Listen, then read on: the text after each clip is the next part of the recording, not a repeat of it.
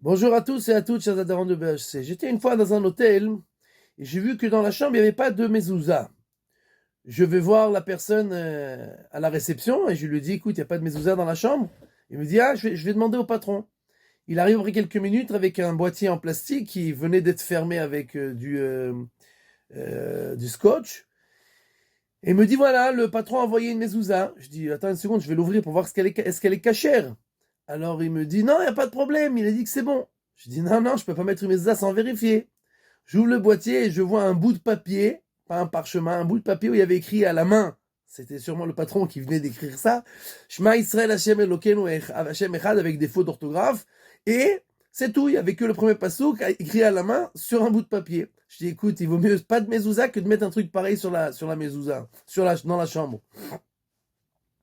Et j'ai entendu une fois du Rav Weingart qui a raconté que sa mère, il y a des années de cela, elle achetait des tefilines tout le temps chez quelqu'un pour les donner à des pauvres qui n'avaient pas de moyens pour faire la bar mitzvah, pour que les enfants aient les tefilines. Et un jour, elle arrive et le vendeur se met à lui crier dessus, ouais, vous les religieux, ça sert à quoi d'être habillé tout en noir, d'avoir un chapeau? Et elle comprend pas pourquoi tu t'énerves. Il dit non, à chaque fois j'ai un religieux qui vient et qui me donne les tefilines et moi je lui paye, etc. Et cette fois je me suis dit je vais vérifier. J'ai ouvert les tefilines et elles étaient vides. Alors ça sert à quoi tout ça? Toute cette Torah là, ça sert à quoi?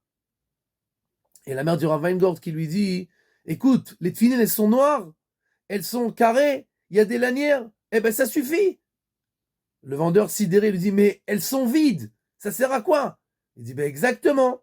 Ton rabbin, il a un chapeau noir, il a une veste noire, il a une kippa noire, mais il est vide, ça sert à rien.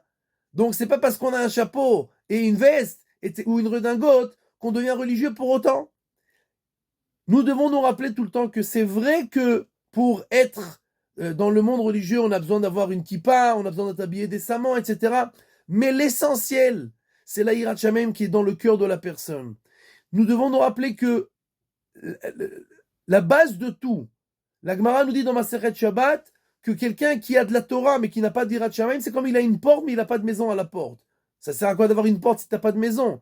La Torah, c'est l'entrée de la maison qui est la Irat Shamayim, la crainte de Dieu. Donc quand quelqu'un il travaille sur lui-même, il étudie tout le temps sur ce sujet-là, alors il se renforce dans son intériorité et alors l'extériorité se rajoute à l'intériorité et il devient quelqu'un qui est dans le protocole divin. C'est-à-dire il sait se comporter extérieurement, ce qui est très important, et ce qui influence aussi sur l'intérieur. Et avec cela, ça se rajoute avec son intériorité, et il est un enfant digne d'Akadosh Baruch Hu.